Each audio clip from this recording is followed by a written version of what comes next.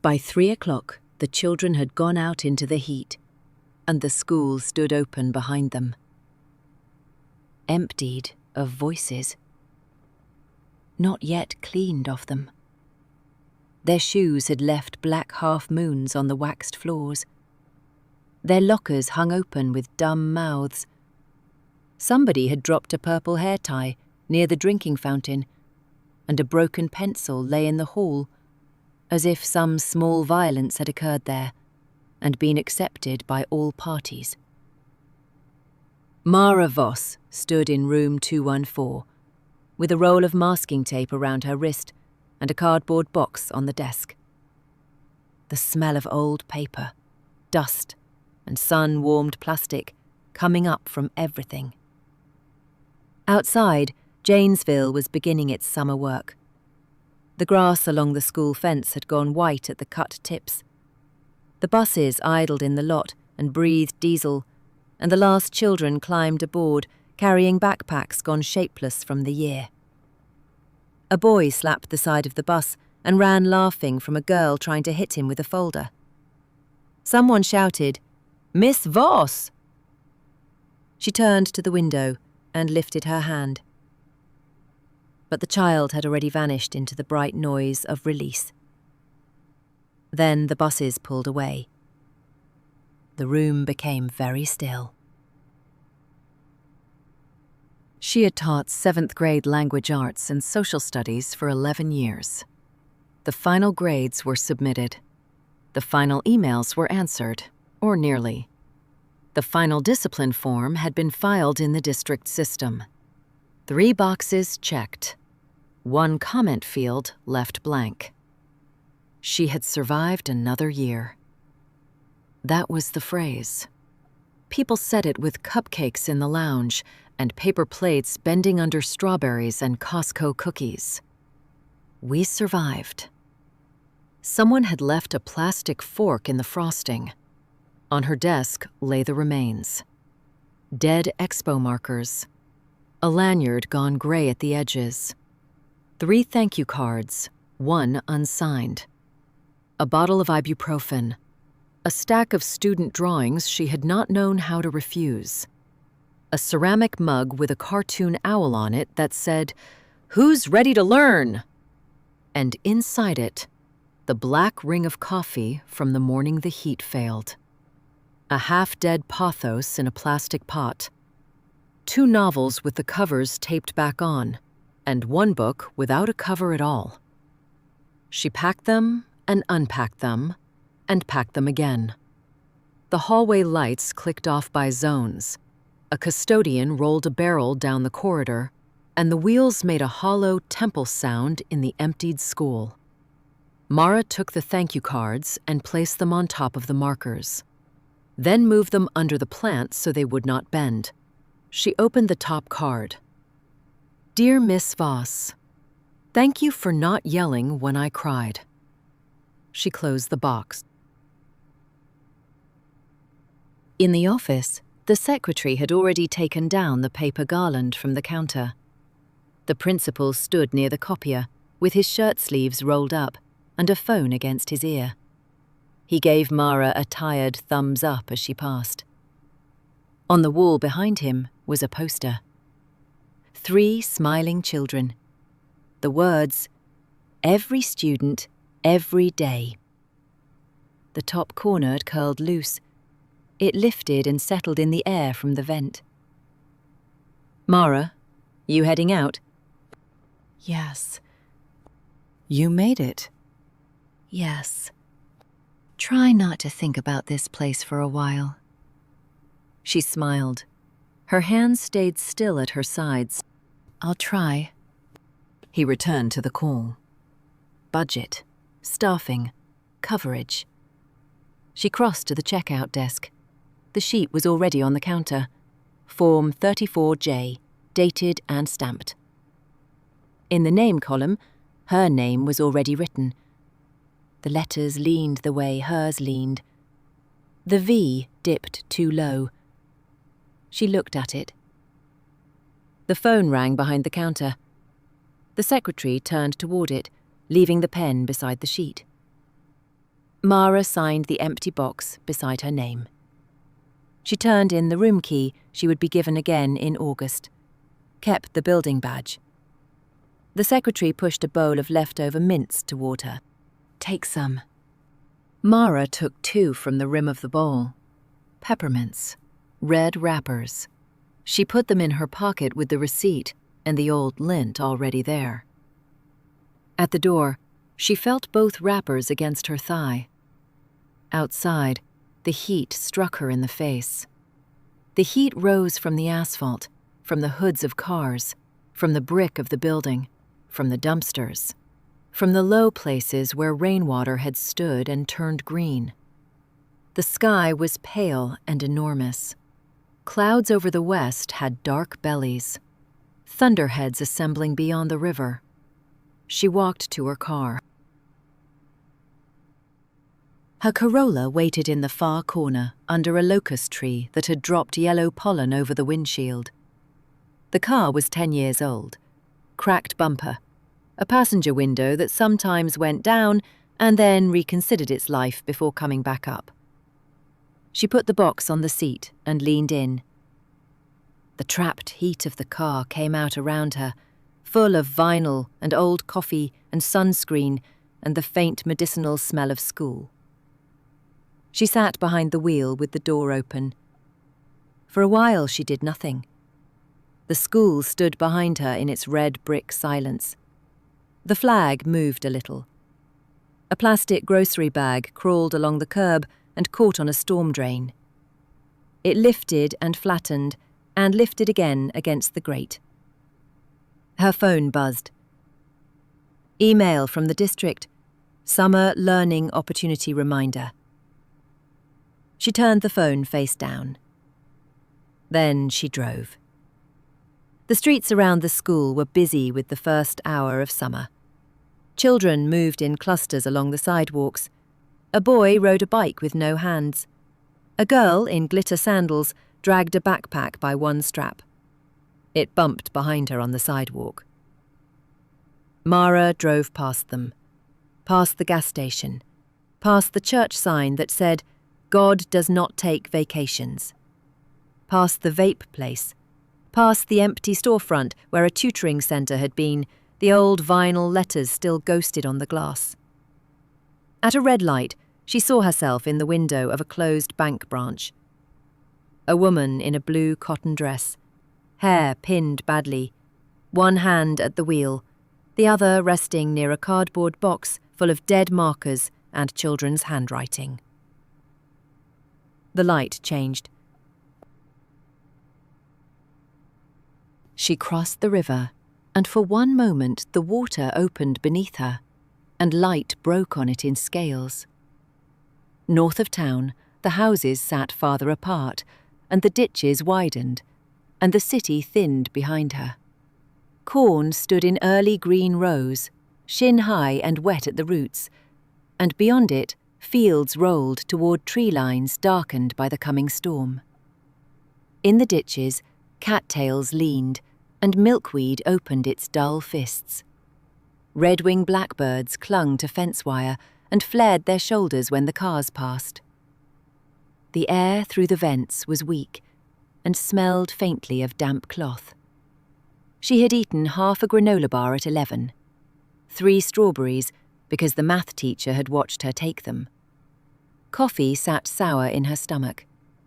In the passenger seat, the pothos shifted in its pot. One yellow leaf trembled. Her phone buzzed. She did not look. A white farmhouse sat beyond the ditch.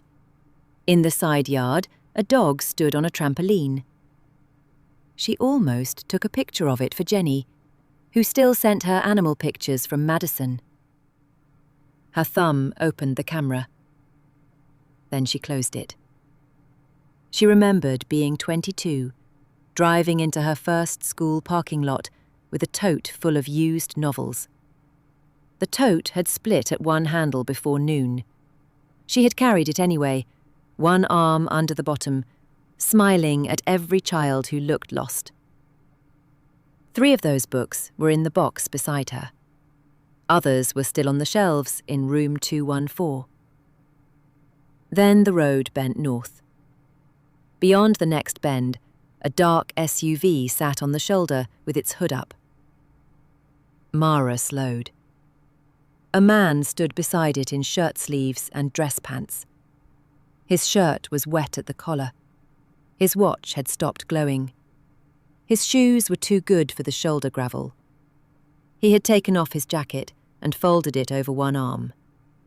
He looked toward her car and raised one hand. She should have driven on. The day had ended. The year had ended. Her hand stayed on the wheel. She pulled over. The gravel popped under her tires. Dust drifted forward and then away. The man came to the passenger side and bent down. He was perhaps 45, dark hair, a face she knew from photographs. Daniel Hannon, Foundation Board, Literacy Initiative, Hannon Family Community Fund. His name had appeared on banners and brochures, and once on a box of donated books delivered to her school in November. Books about leadership and innovation with covers no child had touched. "I'm sorry. Do you know if there's a service station close?" "There's one back toward town, maybe 7 miles." He looked at the engine as if it had betrayed a gentleman's agreement. "It overheated. I've got someone coming, but they said it may be an hour. In this heat it'll feel longer." "Yes." She looked at the road. No cars. The fields on either side whispered with insects. The storm clouds had thickened over the west, and the light had gone yellow at the edges. "You can sit in here." No names, no small talk, just the heat and the yellow-gray fields. He looked at the road, then at the open door. Then he nodded and got in carefully, trying not to disturb anything, and brought with him the smell of linen and sweat and some expensive soap. He folded his jacket twice and set it on his knees, then unfolded it and laid it across the box in the back seat, careful not to crush the cards. He closed the door. For a moment they sat side by side and looked at the raised hood of his SUV. "You teach?" "Yes." "Marshall?" "Yes. We sent books there, the reading program." "I remember the boxes. I always wonder if those things help." "Sometimes." A semi passed and shook the car, and hot wind came through the vents. The pothos tipped against the back seat. One of the thank you cards slid out of the box and landed face down on the floor. He looked at it and then away. "Last day?" "For students. That must feel good." "Yes." He turned toward her. The way people turn toward a sound they cannot place. Mara kept both hands on the wheel, though the car was parked. Her thumb found the torn place on the steering column cover and worried at it. She looked at his shoes instead of his face. A hawk moved above the ditch and vanished behind a cottonwood. No cars came. The corn moved in the wind. A truck passed somewhere beyond the fields. Neither of them saw it. "What will you do with the summer?" "Rest. Travel. Catch up with friends. Read for pleasure." "I don't know. I remember summers feeling endless." "So do I." "When did that stop?" "When we started paying rent." Sweat moved under the strap of her dress. He laughed softly, then stopped. The heat gathered. A mosquito appeared inside the car and circled Daniel Hannon's wrist. He watched it for a second, then slapped it dead with surprising violence. A small smear of blood remained. "Sorry." "It's fine." He rubbed the mark with his thumb, and the blood faded. A house near the river. Old floors, wide windows. Tomatoes on a sill. 2 cups on a table. Rain ticking in a dark gutter. A page turning in the next room. Keys dropped into a blue bowl. A stack of novels by the stairs, none of them for school. Thunder sounded far off. Daniel's phone buzzed. That's them. 45 minutes. They're guessing. They are. I was at a luncheon. Education Coalition. Workforce readiness. I know the kind. We talked about retention. Of teachers? Yes. What would help? Money. Time.